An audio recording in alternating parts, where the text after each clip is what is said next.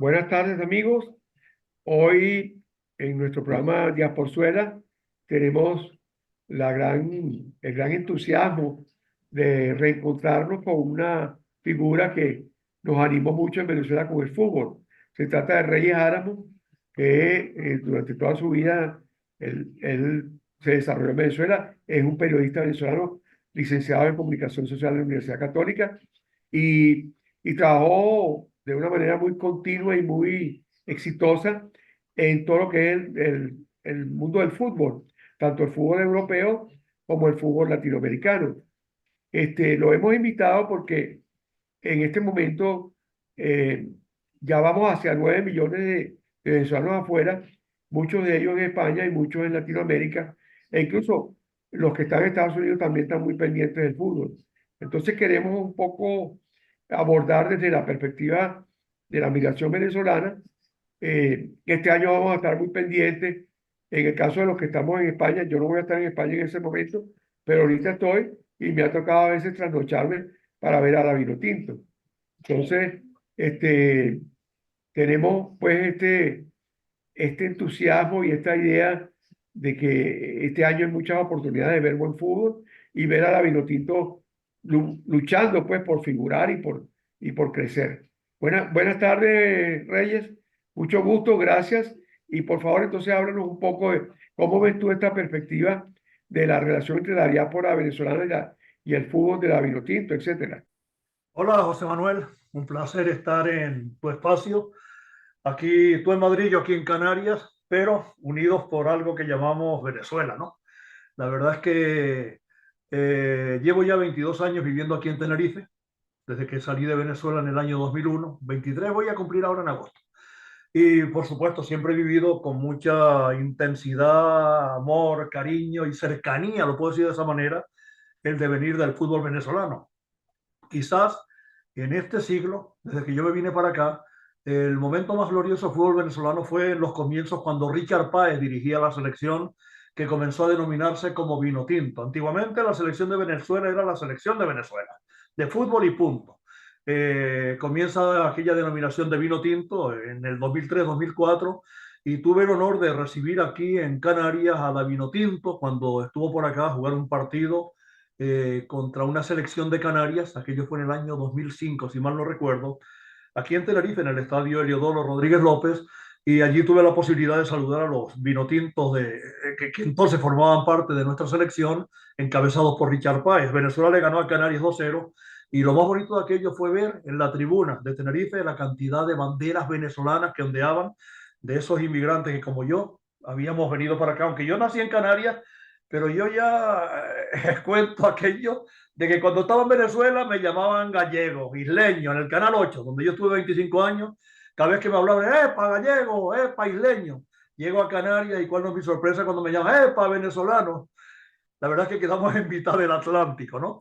Pero cómo disfruté yo aquel partido de mi Venezuela contra la selección de mi Canarias, ¿no?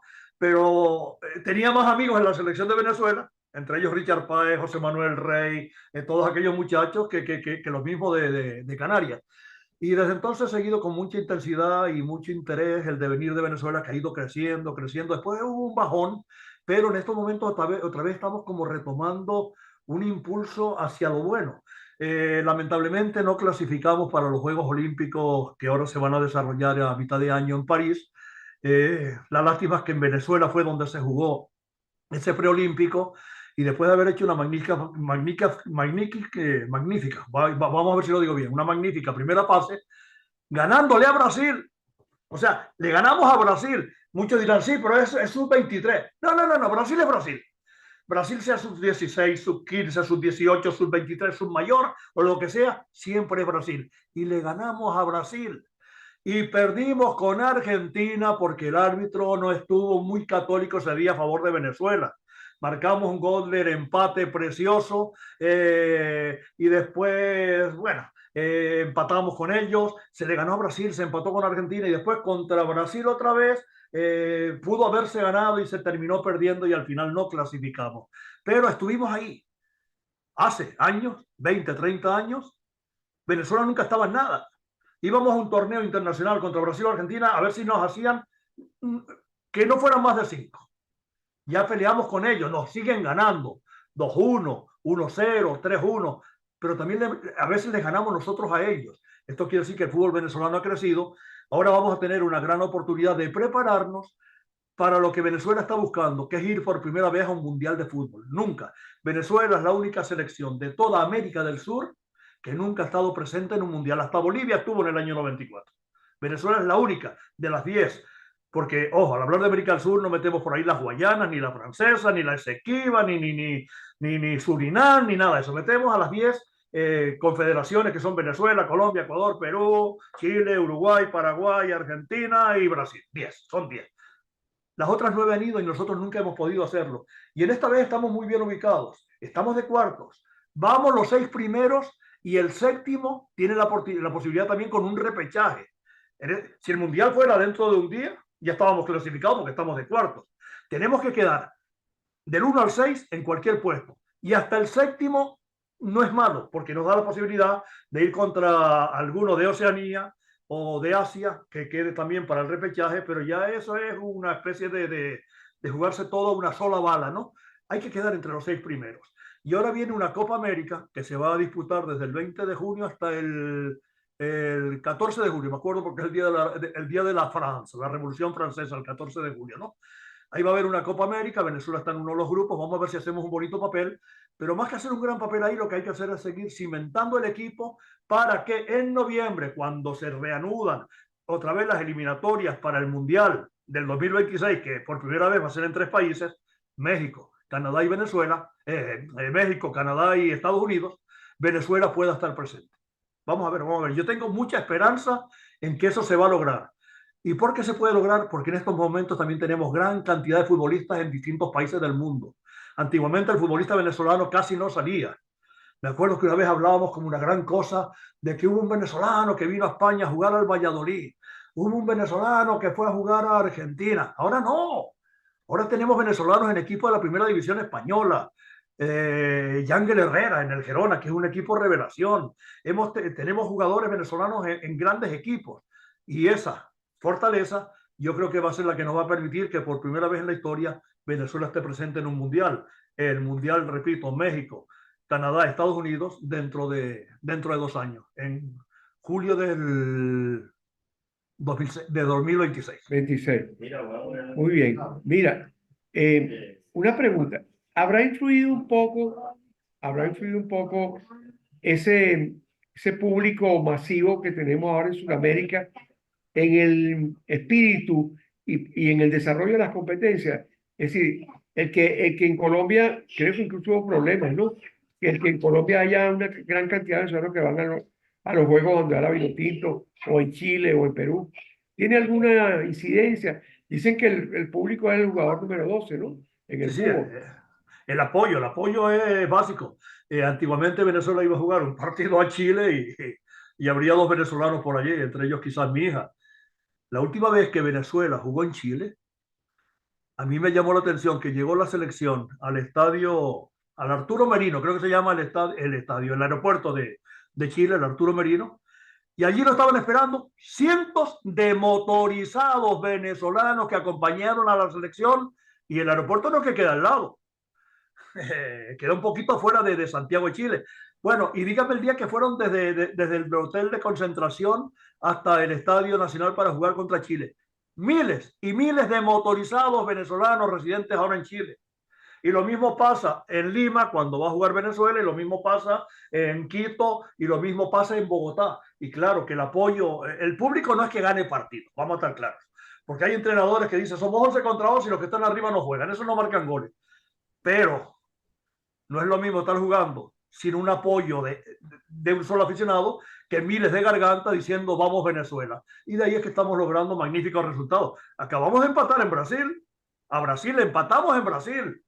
En unas eliminatorias del Mundial. Eso es índice de que el fútbol venezolano está creciendo y que el apoyo ese de la diáspora es básicamente importante para lograr buenos resultados. Claro. Fíjate, te voy a hacer un comentario desde el béisbol, que es mi deporte favorito.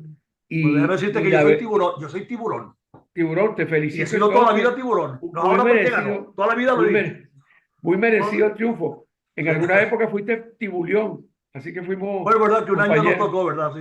Sí. Pero fíjate, la experiencia que yo tengo en el béisbol es que el público, de verdad, por ejemplo, en Venezuela que son los Juegos Caracas-Magallanes y en Caracas los Juegos Caracas-Tiburones también. Es decir, cuando hay mucho público, uno siente que los jugadores actúan de manera más comprometida, incluso hay muchos jugadores gringos que han jugado en Venezuela y dicen que quisieran volver a jugar en un juego Caracas-Magallanes por el peso que le da el público al espectáculo. Es decir, el espectador en general en cualquier evento siempre es muy pasivo, pero los eventos deportivos tienen un cierto protagonismo. En Europa hay problemas con los hooligans, ¿no? En Inglaterra, en fin, y en Bueno, ahora algunos están otros países. controladitos, ahora están más Sí, controlados, sí. en El Salvador se despertó una guerra, creo, una vez con un juego de fútbol, ¿no? Salvador, Entonces, Honduras, ¿eh? Sí, sí, la guerra sí, del fútbol se llamó. la guerra del fútbol. Sí. Entonces, lo que yo veo es que este año, no sé si, por ejemplo, en Miami hay muchos venezolanos. No sé si la competencia esta que va a haber, ¿verdad?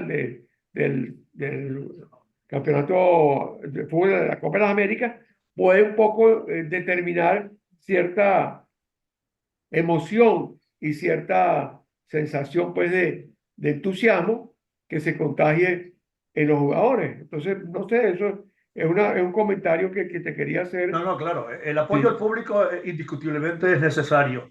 Aunque, repito, público no gana partido. De todas maneras, futbolísticamente Venezuela todavía no está al nivel de las grandes selecciones. Ojo, claro, tampoco claro. nos engañemos. No, vamos a ganar la Copa América y si vamos al Mundial, vamos a ganar el Mundial. No, Sí, clasificar al sí, Mundial ya es sí, un sí, éxito sí, grande.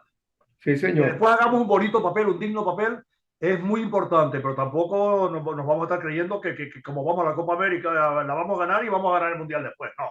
Claro. Óyeme, la otra cosa que me parece muy interesante, que lo acabas de mencionar tú, es que ese ha pasado como en el béisbol. Se ha, digamos, multiplicado la cantidad de estrellas de fútbol en Venezuela, Uh-huh. en cierta forma, incluso por la... Yo como economista le tengo una explicación económica a eso, ¿no? Porque se hizo muy interesante para cualquier muchacho el fútbol como una oportunidad económica. Claro, O por sea, se hizo supuesto. más sobresaliente. Y Uh-huh. entonces, claro, ahorita los jugadores de fútbol venezolanos tienen muy buenas oportunidades, no solo deportivas, sino económicas también, ¿no? Entonces yo no sé si eso puede también revertir, como ha pasado con el béisbol, hacia un fortalecimiento del fútbol interno en Venezuela. ¿Cómo ves tú esa parte a pesar de que Venezuela está en una situación muy mala desde el punto de vista económico, la necesidad del deporte es algo fundamental en la gente? Es decir, eso no sé cómo lo ves tú, que el fútbol venezolano internamente pueda... A mí me gustaría que la Universidad Central volviera a tener un buen equipo, no sé cómo, Bueno, yo tiene porque la soy Universidad Central tiene ahora usevista. un equipo en primera división. Lo que pasa es que no es de los favoritos para ganar el campeonato. Pero indiscutiblemente sí, estos muchachos venezolanos que están jugando en el exterior, No te lo pone como tanto en la liga, en la Major League Soccer de los Estados Unidos, como aquí en España, como en Italia, como en Chipre, inclusive, están ganando buen dinero. Y están Mm, ganando buen dinero porque se lo han tomado en serio. Porque también mm, vamos a estar claros, muchas veces el venezolano es muy guapachoso y no, no, no, no, el fútbol es una profesión. Y como profesión hay que ser serio y hay que tomárselo como tal.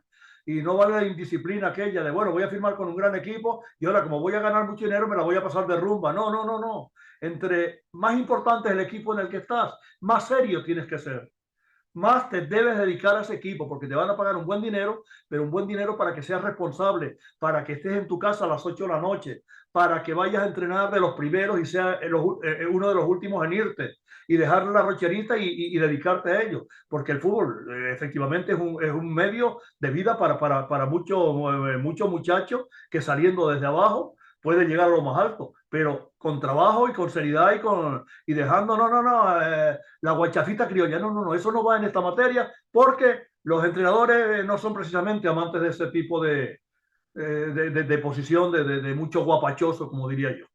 Mira, Ahora, perdóname, hablando de lo importante que es el público en los estadios, José Manuel, ¿recuerdas cuando la pandemia que se jugó en Europa a puerta cerrada en todos los campos? No, claro, no había sí. nada más triste que ver un Real Madrid-Inter de Milán en Valdebeba sin público. O en el estadio en el estadio de Turín, la Juventus contra la Roma con el estadio vacío. O irte a Liverpool y ver un Liverpool-Everton, el gran clásico de la ciudad de los Beatles, con el estadio vacío. Eso era lo más triste que había. A mí me pasó con el béisbol de las Grandes Ligas. Cosa tan ¿Qué triste, pasó? Dios. No puedo evitar, antes de terminar este grato encuentro, lo he disfrutado mucho, recordar a un viejo amigo ya desaparecido, que fue mi vecino durante más de 30 años. Incluso éramos compadres. Y te veo y me acuerdo de él, de Pedro Zárraga. Y lo que te quiero comentar es que Pedro y yo hablábamos mucho, de muchos temas. Pedro era un tipo muy culto, le gustaba mucho el cine y la literatura, pero yo no podía evitar hablar de él, con él de fútbol para que él me diera luces, ¿no? Y me acuerdo mucho cómo tomaba en serio el fútbol Pedro. Para Pedro era como una especie de, bueno, era una pasión, pero además era algo que él leía y estudiaba mucho. Y él me decía mucho eso. Él me decía, mira, en Venezuela no puede haber buen fútbol porque no hay organización. Y de verdad, bueno, yo viví casi 2 años en Inglaterra y yo vi lo que era el fútbol inglés y eso es una materia importantísima. Eso es, bueno, en Inglaterra todos los deportes que les gustan a los ingleses son apasionantes y los ingleses son apasionados con su deporte, incluso con el cricket, que es fastidiosísimo. Entonces, cuando tú me hablas así del fútbol, y yo recuerdo que Richard Páez fue quizás el primero que le impuso una cierta seriedad al fútbol. ¿Cómo has visto tú ese proceso? Es decir, Venezuela ha venido también organizándose más, ¿no? Yo creo que el que comenzó a poner los cimientos de la buena organización que a posteriori tuvo el pueblo venezolano fue un argentino llamado Pastoriza. En los comienzos de los 90, cuando Pastoriza llegó al fútbol venezolano, llegó un auténtico profesional. Porque hasta entonces habíamos tenido, sí, buenos técnicos, pero técnicos amateur, entre comillas. Pastoriza sí comenzó a poner las simientes de un fútbol serio y como Richard Páez estuvo jugando en Argentina, que en Argentina fue donde jugó como profesional también y donde se graduó de médico, porque Richard Páez es médico, él tomó ese aprendizaje de la buena estructura que tiene el fútbol argentino, la estructura de River, de Boca, de Argentinos Juniors, de San Lorenzo Almagro, y la trasladó a Venezuela, pero ya con las simientes que le había puesto Pastoriza. Y a raíz de esa seriedad es cuando Venezuela ha empezado a hacer grandes cosas. No olvidemos que en 2017, no sé si me equivoco de fecha, estuvimos en la final de un Mundial Sub-17, donde nos ganó Inglaterra. Bueno, nos ganó Inglaterra, pero estuvimos en la final. ¿Cuándo acá íbamos a pensar que podíamos estar en una final de cualquier categoría de fútbol? Y ya que me hablas de Pedro Zarra y que me dice que fue vecino tuyo 30 años, entonces tú y yo fuimos vecinos también. Claro. Porque yo vivía en el edificio Cigarral y ahí viví Yo me 10 acuerdo, años. sí. Primero viví en el Cigarral, recién casado, en la primera, en la más antigua allí, que los edificios rojitos. Ahí viví 10 años. Y Lo de la después me mudé al esquina. Cigarral y tenía a Pedro de vecino mío. Y yo a Pedro le tenía un cariño, bueno, inmenso. Trabajamos muchos años juntos en Venezuela Televisión. Y como íbamos los domingos al canal, un domingo nos íbamos en mi coche y otro domingo en su Mustang. Que él quería más el Mustang que a la familia, vamos a estar claros. Pues Pedro, Sí. aquel Mustang era una pasión. Sí, sí, sí. Y un domingo nos íbamos en el coche de correr. Pedro y otro domingo nos íbamos en el coche mío. O sea, yo con Pedro, yo digo aquí en el libro, comenta Reyes Álamo, aquí lo tengo. Y vamos a ver si le hacemos otra promoción, creo que se está yendo Sí, bien. vamos a hablar del libro. Te voy a invitar Pero déjame nuevamente. decirte, José Manuel, que aquí en el libro yo digo que Pedro Zárraga es una de las personas más serias que yo me he encontrado en toda mi vida. Pedro era un hombre, pero serio a carta cabal. Sí. Y al hablar de serio, no me refiero a que era un taciturno, que era, no, serio en el sentido de honrado, de trabajador. Muy honesto, de llegar muy al honesto. Canal 8 a los partidos siempre con su trabajo hecho, su alineación preparada. Y cuando no tenía, decía, Reyes, conseguiste esto, y nos poníamos a examinar los dos antes del partido. Muy al contrario de Turi Agüero, que era un magnífico narrador, pero que era un viva la pepa. Porque Turi Agüero era el showman de la transmisión y Pedro y yo eran los que le poníamos la seriedad. Y eso lo saben los que nos siguieron en nuestra carrera. Eso me lo comentaba él. Claro. Él tenía muchos problemas con Turi por eso. Turi vendía una nevera a un esquimal. Turi era un vendedor, sí. Pero bolchón, vamos a ver, ¿qué? Llegaba al canal. Sí. ¿Cuál es el partido que vamos a transmitir hoy? Cuando Pedro y yo ya teníamos preparado totalmente el trabajo, él venía preguntando cuál era el partido.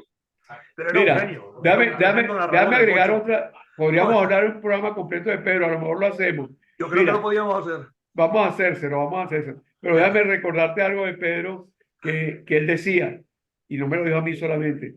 Yo hice un trabajo sobre el ocio. Mi tesis de doctorado es economía del ocio. Y yo en esa investigación encontré que el ocio, para quien le gusta el ocio, desde el punto de vista profesional, como especialista, para un deportista, para un artista, es una actividad muy seria. Entonces, eh, Pedro me dijo una vez a mí, mira, Manolo, a mí me gusta tanto el fútbol que yo pagaría por hacer el trabajo que hago. Y eso lo puse yo en el libro como una cita, como una demostración de lo importante que es el ocio. Es decir, que alguien puede sentirse, un deportista, un artista, cualquier creador del ocio, puede fácilmente llegar a tomar eso como lo tomó serio, como lo tomó Pedro. Yo me acuerdo que yo iba a veces a los domingos a tomarme un café con él y estaba metido en su oficina preparando su programa de Radio Rumbo, que lo tuvo muchísimos años también. Pedro era un hombre serio, un hombre genial. En el libro este yo hablo mucho de Pedro, porque fuimos compañeros en el Mundial de España 82. Tengo una anécdota, yo cuento aquí en este libro de mi trabajo en el Canal 8 cantidad enorme de anécdotas. Y en muchas anécdotas, por supuesto, está Pedro Zárraga. Una de ellas de estar en Madrid durmiendo y Turia Agüero por Madrid haciéndose pasar por Pedro.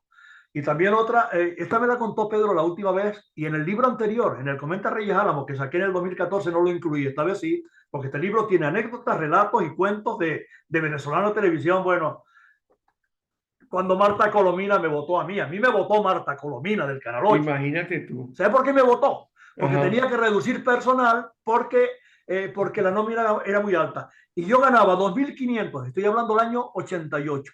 Yo entré en el 77 ganando 2.500 bolívares y en el 88 seguía ganando 2.500 bolívares. ¿Ok? Pero hacía fútbol español, fútbol italiano, fútbol internacional, mundiales de fútbol, variedades deportivas, el apasionante mundo de los deportes. En los Juegos Panamericanos hice waterpolo, hice ciclismo, todo. Con 2.500 yo tenía que hacer todo.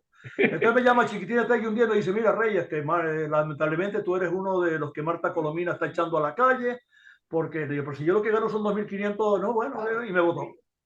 Bueno, me Pero dieron que una va, liquidación. mira, como Déjame economista, terminarte esto. Espera, perdón, Manolo, como te decía Pedro, déjame terminarte esto. Y llega el año 88, me vota y me dan 180.000 bolívares de liquidación, que era dinero, que era mucho dinero. Bueno, me votaron. A los 4 días me llama Chiquitín y me dijo, mira Reyes, que el domingo hay transmisión de fútbol español. Digo, pero yo no, italiano, yo no estoy votado. Sí, no, pero es que ahora vamos a ser diferentes. Te vamos a pagar, en vez de un sueldo mensual, te vamos a pagar 1.000 bolívares por cada partido. ¿Ah? Ganaba 2.500 por hacer todo. Y desde aquel momento tenía 4 partidos de fútbol español, 4 partidos de fútbol italiano y 2 variedades deportivas. Empecé a ganar 12.000 bolívares al mes.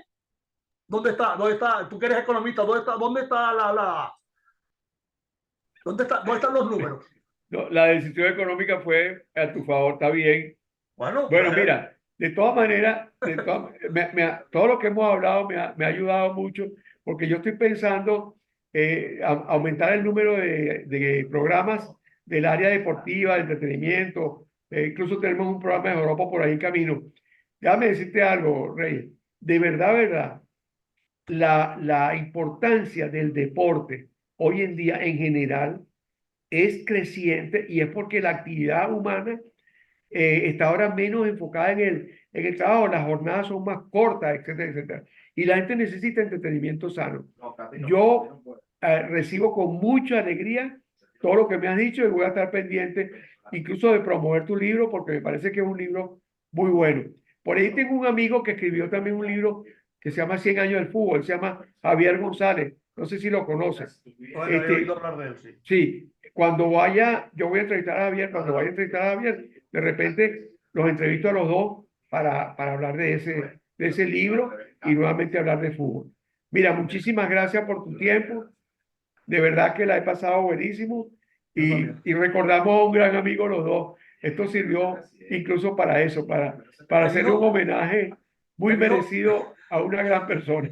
Despidiéndome, hablando de Pedro Zárraga, ¿te dijo alguna vez que el Ministerio de Comunicaciones lo suspendió en los 56 meses? Sí, Porque sí. en radio, él era locutor de cabina en Radio Caracas Radio, la que estaba en el Paraíso.